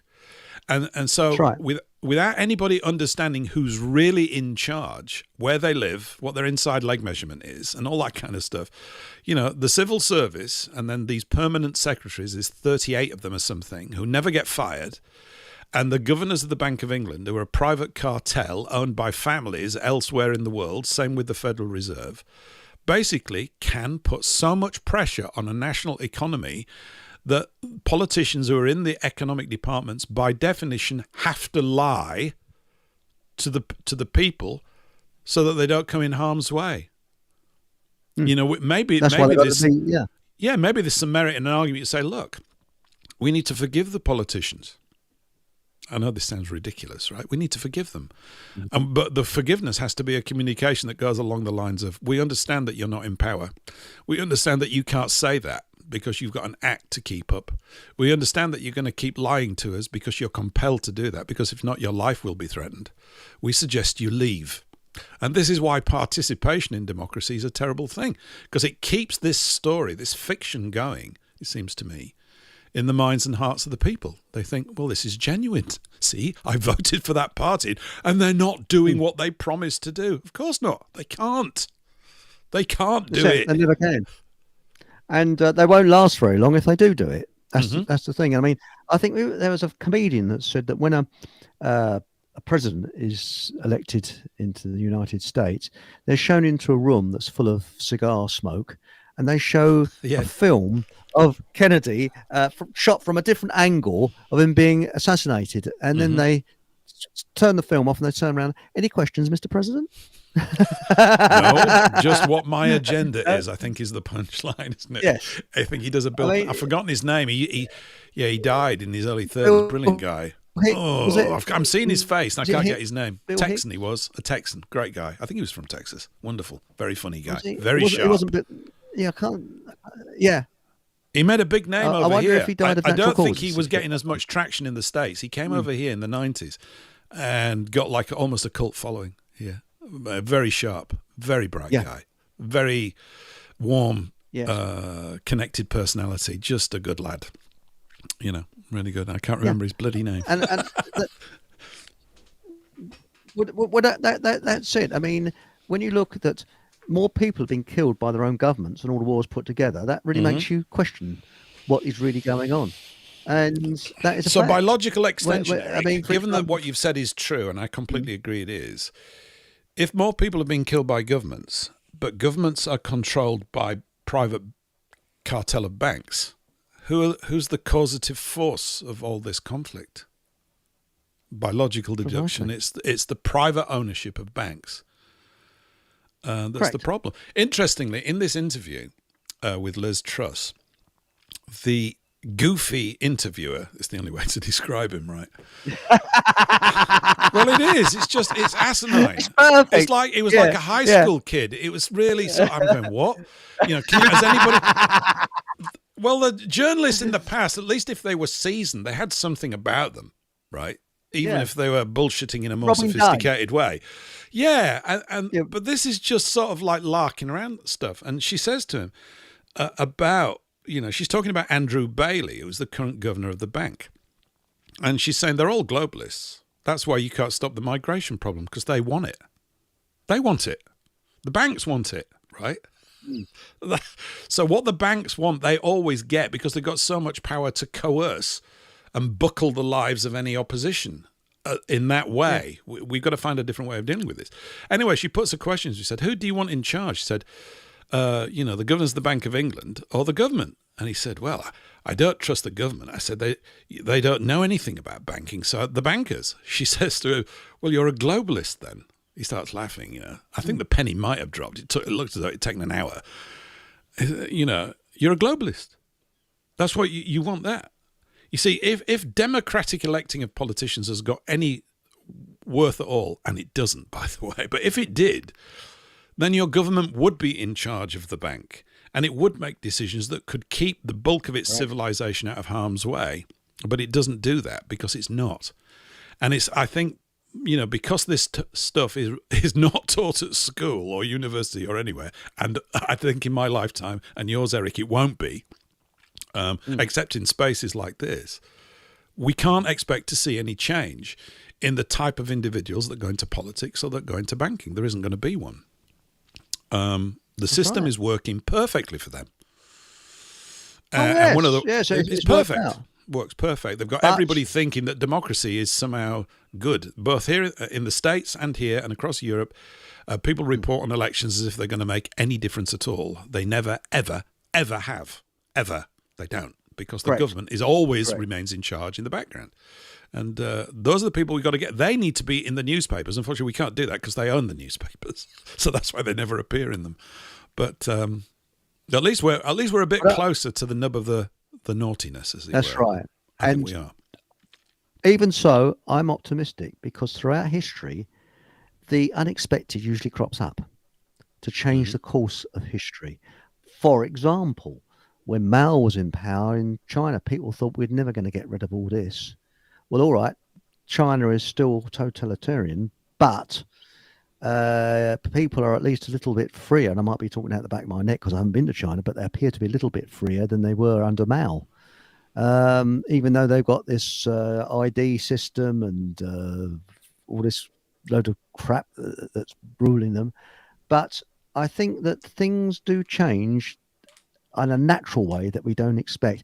And the thing with the woke and the lefty ideas, they're unnatural. And nature always kicks back. And it will kick back hard. So just watch this space. I actually do think that nature will kick back against these unnatural people. And so I don't know what the unexpected will be. What's the Chinese thing? Don't we have to be like water with this? Haven't we got to be like water?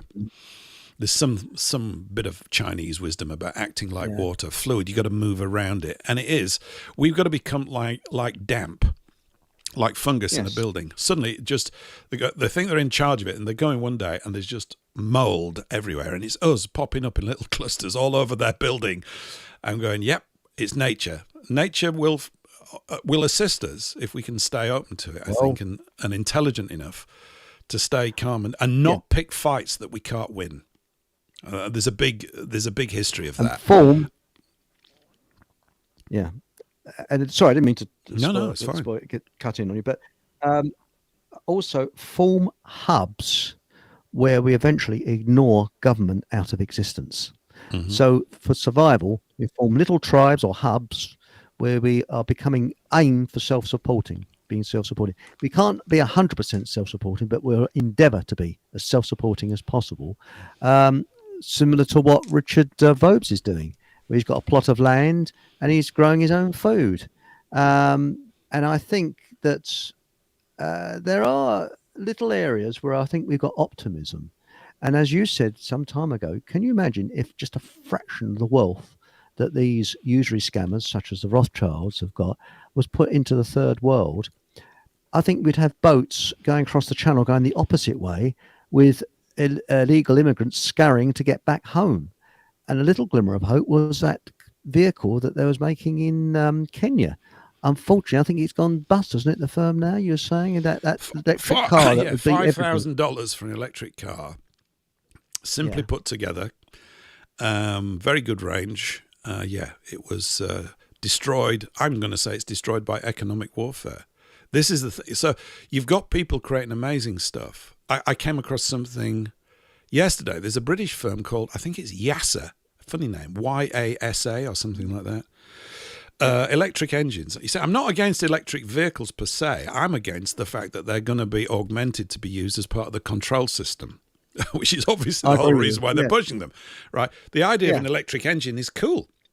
They're pretty nice. Yeah. I don't like the sound of them much. Particularly because I watch Formula One and I still want V10 engines back that howl, because I just think I want a visceral experience. But this is me being a child. This is not important for the grand scheme of things. Yeah, there's a company anyway in Oxfordshire, I think it is. It's an offshoot of a research project from Oxford University. They've been bought up by Mercedes, lock, stock and barrel, about 3 years ago, but that's not necessarily a bad thing. And they've created an electric engine, which is about to go into production, which is astonishing, this engine. It's absolutely ridiculous. Whoa. It produces 100 horsepower per kilogram of weight, or something like that. It's absolutely mad. And they're building them for performance things to start off with, right? So you'd put one in each wheel. They sit in the wheel. I know what you mean. So every single wheel has got its own engine. It's amazing. And it's one of these transport things that would transform things. Imagine those engines being tooled up and stuck in those tankers. Those tankers are the most polluting things. I'm not for pollution, by the way. It's just that climate change is a complete joke. That's nonsense. But I'm against pollution. Yeah, me too. I don't want it. It's dirty. Who wants it? Diesel engines that they put in those tankers are the most polluting things on the face of the earth. Literally, I think in gross tonnage of pollution. They're unbelievable, those things. And there's tons of them floating around, keeping the world economy going, because we need that with all those containers. You could put electric engines in those things. All the solutions have been found. You can't apply them rapidly enough and effectively enough because the middleman, the bank, has to take its cut. This is why it's a problem. Yes. Oh no, we can crash your markets, and they can. This is the problem. They can do that. So this is the fifth generation warfare that was mentioned earlier, and that's what it is. Yeah. We're in this situation. It's why everything feels not right. It's why kind of the soul of civilization's been chewed up, turned into this sort of technocratic idiot space. Like we mentioned about Mouse Utopia. Everything's perfect. You're not threatened by anything. Yeah, but we're not alive. We don't want that. We don't want, we talked about electric cars, didn't we? The electric car that I want I'm quite happy to have it run the engine. I don't want one of those bloody screens. I think they look crap. And I want the doors to be opened by me with my hand. And I want to be able to wind the windows down. I want an option. I want the option. You want electric, you have them. So you stick an electric engine in, you make it really good. There's also these things coming out called sodium batteries. Don't know if you've heard about them. They're amazing, right? They're about half the weight, twice the power. Sodium is readily available, very cheap, much more readily available than lithium. There's some Chinese company is doing it. So it's whoever controls these. These are like pressure points, aren't they? They've controlled people through going to the petrol pump. That's why the oil industry still keeps going, because they've got to control the banking system. That's right. Is basically oil tokens. When you're spending $1 or £1 or €1, you're spending an oil token because that's the number one traded commodity. That's right. It's and that's why they've banned labyrinthine. Yes. That's right. With diesel cars, they're down on diesel cars. Why? Because you can run a diesel car on sunflower oil or chip oil, anything like that. And the smell that comes out the exhaust is of a fish and chip shop, which is quite nice. So you walk along the road, lovely smell. But you see, that takes that out the hands of the oil industry, because with petrol, you can only run a petrol engine on petrol or have it converted to run on some sort of gas. Whereas diesel, you can run it on just about any bleeding thing. It'll go. But that is the problem. And yes, I am totally against pollution, but pollution and the environment nonsense are two separate issues, because they're creating more pollution with this hot air waffle, because that is an agenda. Yep. And that's the thing. There's a difference in agenda. I mean, I'm very pleased that they've cleaned engines up, because I remember my neighbour had a taxi and my car was covered in diesel spots. And then all of a sudden, his taxi, he had an engine in it from Nissan, and it was as clean as a whistle. You wouldn't have clouds of blue smoke coming out the back of it. It'd just drive off perfectly okay. He's retired now. He doesn't have a taxi. But, these different things. And I remember walking along in London with the back of my throat really, really, really sort of feeling awful with the pollution, the problem with the pollution. That's gone. Well, nice. Mr. Diesel, I'm happy by the way, that. Mr. Diesel was killed. He was assassinated by the British, you'll be pleased to know. That's good of us. Yeah, because he'd done something to the engine that was going to knock the oil industry out. That's right. Peanut oil, I think, wasn't it? It was originally. Yeah, it runs on anything. It runs even on the fat from Chinese restaurants. And Jonathan Hiller's written in here Wing Chun, and at first I thought he was referring to his favourite Chinese restaurant, but he wasn't. A few moments ago I was talking about being like water. That's what it means, Wing Chun. And Blu-ray says that Bruce Lee said, "Be like water." Be like water. Yes. I shouldn't have said that, should I? That's very wrong of me. That's right. So, yes, was it keep your friends close, keep your enemies closer. That was the art of war. with Sunset or whatever his name is. Sunset. And him and all. And him and all, yes. Yeah.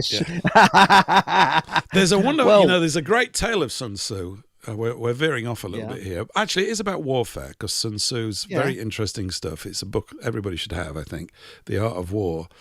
There was I don't know if it's in there, but there's an anecdotal story of him, it probably is, where he was hired by a warlord, because, as you know, China was a big warring place, a bit like England for a long time, everybody kicking 10 bells out of each other. And he's called in by a king to get his army into shape. And he said, I hear that you can turn any group into an army. And he said, yes. He said, well, I want you to do it with my concubines. He says, okay, fine. So there's 100 of them, maybe a few more. And the king sat there. He said, I'll start tomorrow. So he's got 100 pikes for them, and they're all issued with a pike. And they're told to stand in rank and in a square or whatever. And so he gives this instruction for them to stand to attention or whatever. And they all burst out laughing, right? And so he lets the laughter die down. So he gives the instruction again, shows them what to do, tells them all to do it, and they laugh even more. They find this absolutely hilarious. So he asks for the name of the head concubine and instructs them that he's going to behead her, take her head off, at which point the king stirs from his throne, or the emperor, or whatever he was called, and he's not too happy about this. And he comes up to him and he said, you can't do that. He said, you don't understand. He said, when you put me in charge, I'm in charge, all right? You're not in charge anymore. You've instructed me to turn this into your bodyguard, and I'm going to do that. So he beheads the head concubine. Then he gives the instruction. Wow. He then gives the instruction to all of the other concubines, and discipline is immaculate. They all stand to attention, right? Now, I'm not condoning this. Killing people and taking their heads off is not a good thing. Rich coming from an Englishman, we have a long tradition of people taking their heads off, kings and things like this. There's a lot of that going on over here. But it's the point that he's making, which is don't muck about with Sun Tzu, basically. And the king knew his place. He said, you're not in charge. You gave that all to me. Yeah. You haven't got any power here, right? That's that, done. And went ahead and they became a great bodyguard. But I don't suppose he ever got over losing his head concubine. It must have been a bit of a blow, that. I don't know what point I'm trying to make. Times are tough. Well, it's a bit like... I mean, I had a girlfriend that had this... I can't stand Yorkshire Terriers. And this bloody Yorkshire Terrier hated my guts. Used to growl. And even bought the little bastard a bone. And it growled even more. So one night when all her family were watching the television... this thing cornered me in the kitchen and it was chucking it down with rain. So I grabbed it by the back of the neck and chucked it outside and closed the door quietly. And they said, I can't remember the name of the bleeding thing. And they said, where's Foo-Foo or whatever its name was? Because it used to have a little bow around its neck. And I was sort of playing the old innocent, Anyway, they could hear this outside because it was spoilt up to the eyebrows. They opened the door and this sort of thing that looked like a drowned rat came in. And there they were. Going around, they had a hairdryer. Oh, poor Foo-Foo. How did it get outside? I don't know. And, from that day onwards, that dog respected me. It would not growl at me after that. Because I showed that I was the top dog, not him. And I think that's the thing. It's wolf pack attitude. And you notice there's the dog whisperer. He used to tell people that sometimes you've got to be cruel to be kind. You've got to show the dog that you are the head of the pack, not them, because they're pack animals. And I think that in many ways, humans are pack animals. They look for the, the leader of the pack and that type of thing. And I think that's probably our downfall. Really. Well, it is. We're trying to be civilized, aren't we? There's some good comments here in the chat. I think, Eric, with your permission, we should probably wind up, because there wasn't a set time for this. And I know you have to go and buy underwear and things like this and stuff. No, it's Iceland. Iceland shop. I need. The management are very, very worried that without me spending money there, they might make a bit of a loss this week. Okay, so I say we're going to wrap up at. How about we wrap up in about 10 minutes at 12:30? That should give you enough time to go off and do. That will be excellent. That would be perfect. Yes, I made it a little 2-hour slot here. I've really enjoyed actually broadcasting on a morning. It's different. It feels different, doesn't it? I quite enjoy it, actually. Yeah. Nice comment here from Soma Coma. This is going back to what we were talking about a few minutes ago. A quote from Augustine of Hippo. Thus a good man, though a slave, is free, but a wicked man, though a king, is a slave. For he serves not one man alone, but what is worse, as many masters as he has vices. Yes, this is true. And Billy Silver writes, counter-groups, when we were talking about insurgents as counter-agents, I think are encouraged, I agree, rather than stamped out, because it's more effective to take over a genuine integrity than a fake. The fake an institution of integrity and sell that to the public. This is true. Yeah. Was it Lenin that said this? The best way to control the opposition is to be it. And I think this is, these are these invasive forces. Yes. They come in all nice, and they might even be very charming, and therefore they beguile the audience. And after a little while, they start to shift the narrative. They nudge it in a certain direction. One of the things I've noticed as well with regards to the Ukraine thing on YouTube, there's a lot of videos now about how fantastic British tanks are. I don't know why I'm getting this stuff. I think it's because I've been looking at things at the history of the jet engine recently with Frank Whittle and stuff like this. And it's coming through, all these sort of military feeds keep coming through to me. I'm not particularly interested. But they're bigging it up. What's not being said, of course, is that the Ukraine situation is basically it's a brothers' war of the worst sort. It really is. Ukrainians are Russians. And they all want this. Putin could have ended this a long time ago. This is why I don't trust none of them, right? Not one of them. They've all got a little role to play. Why can we cannot trust these people. We don't even know them. I'm not going to go out and have lunch with him or anything. And I mentioned years ago, was Putin as a young man in Britain in the early 1980s doing the power gen training, which was a part of Royal Arch Freemasonry. Now, Power Gen is a company over here. Might not. It was a power company. It had a big disused power generation station in Birmingham, and they had people like John Scarlett and some bint who heads the whole thing up. British Royal Arch Freemasonry. These are the spooks. These are part of the super spooks that are running all these sorts of things. And I think Stella Rimington, I think that was her name. And there's a quote from... That was it, yes. Stella Rimington. There's another one as well, but certainly Stella Rimington. And she says at one point to all of the people there, she said, we are the people that are going to run the world. Nobody else is qualified to do it. Now, that's completely in there. And there's another woman, I've forgotten her name, that Putin wrote about. She's a sort of duchess over here. Deemed to be one of the most scary people on the face of the earth. I've forgotten her name now. She lives up in a castle in Scotland. And she's of this grouping, this thinking. So there are probably agencies and power groups out there that we don't get to talk about very much.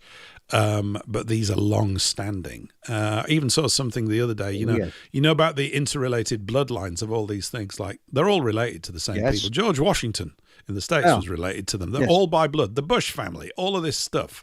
Blood's thicker than water. They're involved in some hellish sort of thing from our point of view. Yeah. And they've definitely got... they're quite happy to have people killed. And you and I are not. And I never want to be. Well, do you remember that? That's right. Do you remember that body that was found in Sandringham up a tree?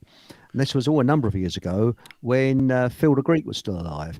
And now, if you'd found a body up a tree in your garden, the police would be on your property with, sealing it all off. And you're being for questioning, this, that, and the other. Oh, no, the royals weren't involved, of course. And it was sort of matter of fact, they found a body up a tree. How does a corpse get up a tree, for Christ's sake? This is the thing. And it's almost as if they can get away with murder. They probably do. But this idea, that they are our royals, they're not. They are Normans who enslaved us. Charlie Boy, his ancestors are Norman, not English. This is what angers me. And we should look up to these royals as if, they're English. No, they're not. They've been imposed upon us. The last king of England was Harold. That's right. It was Harold. Yeah. So, and as I said, that was the last, I think, truly justifiable war to force. We were invaded, and we had to repel them, which we didn't do, unfortunately. But I can't think of any just war after that, because this country, I don't think, has been under any threat since then. Not even during the Napoleonic times, I don't think it was under any threat as such. No, you're right. Because we had a navy that was phenomenal. We had a small army, big navy, and that's how it should be. And even First World War, we had a massive navy. And in the Second World War, the idea that Germany could invade under Operation Sea Lion this country is bullshit. It couldn't have done it. It didn't have the facilities to invade this country in 1940. Just couldn't have done it. Well, not to mention that they didn't want to. Not to mention that they didn't want to. Not to mention that they sent 37 letters of peace offerings, all intercepted by Churchill's agents and therefore denied to the British public. And very little mention that the newspaper columns of the Times newspaper in 36 and 37, as the rumblings got going, were vehemently against another war with Germany. There shouldn't have even been a first one, because it was the Kaiser's fault, right? Yeah, of course it was. The Kaiser caused it all. Yeah. There are a whole series of pressure points that are applied to bring it about, and then there's a story already prepared. You go, it's one man. He's the naughty man. He did it all. No. Even Stalin, they've all got, you can't operate. The idea of a dictator literally going around telling everybody what to do and they all do it. Nah, don't work like that.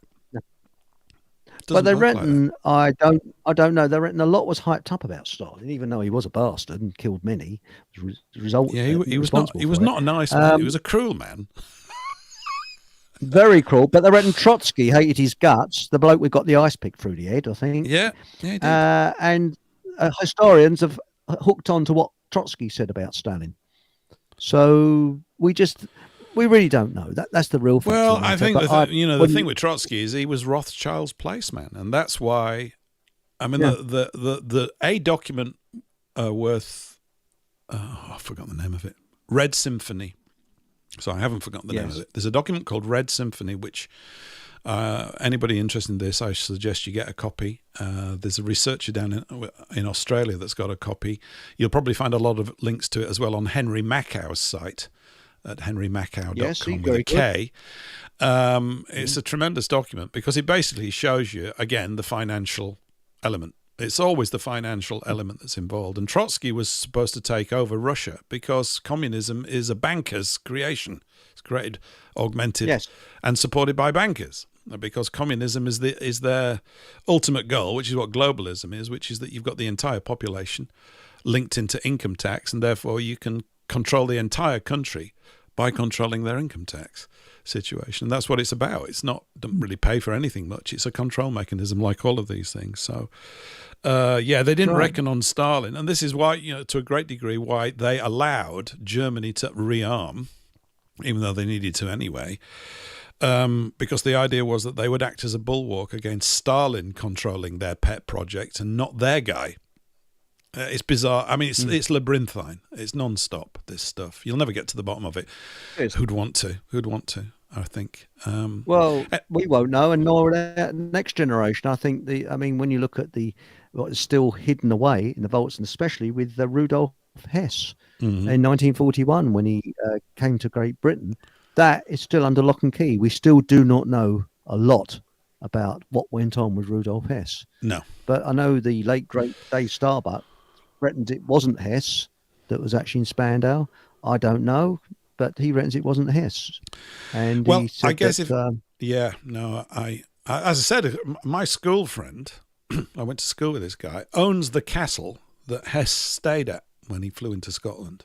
So how about that? And David Irving knocked on his door one day when he was doing research on Hess and stuff like that. So, yeah, I'm all interwoven with this stuff in a way I couldn't have possibly anticipated. How about that?